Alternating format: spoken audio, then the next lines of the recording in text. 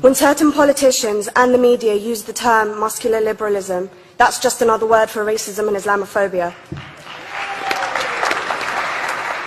This stance on Islam has led them into primary schools to ascertain why young girls wear the hijab, as it could be interpreted as a sexualization of these young girls. I say shame on Ofsted for victimizing young girls, for choosing to wear religious articles of clothing.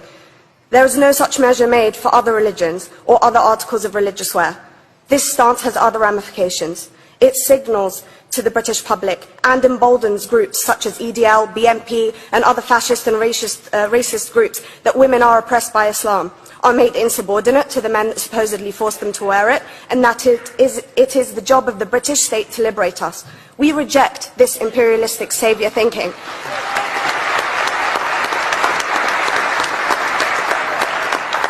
And I am here to state for all people who choose to practice their beliefs openly that we are not oppressed by our faith. Islam is not one homogeneous block. There are Muslim women who do not wear the hijab, and that is their interpretation of their faith.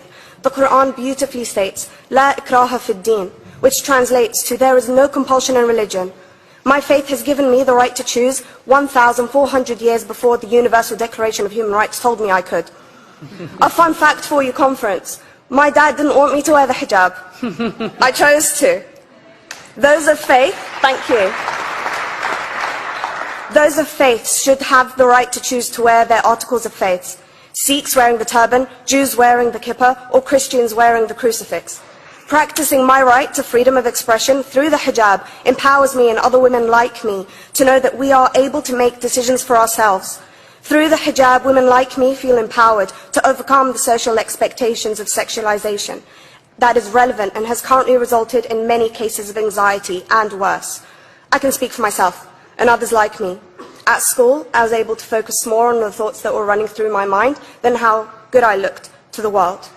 The NUT has supported a woman's right to choose when it comes to pregnancy. I want conference to support my right to wear the hijab.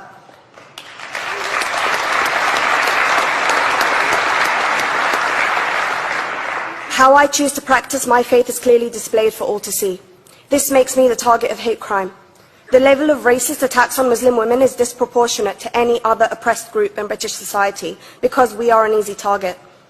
This decision by Ofsted has ramifications beyond the school gates and must be seen in the context of increased attacks on the Muslim community and perpetuates the outdated notion that Muslim women are victims. I was on a trip last year to Hampton Court with my Year 7s, where a man felt comfortable to call me a terrorist.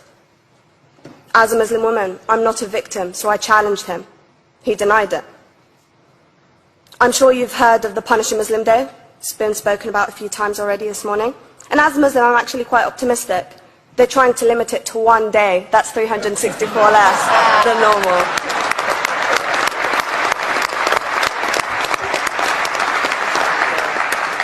But let's be clear, conference.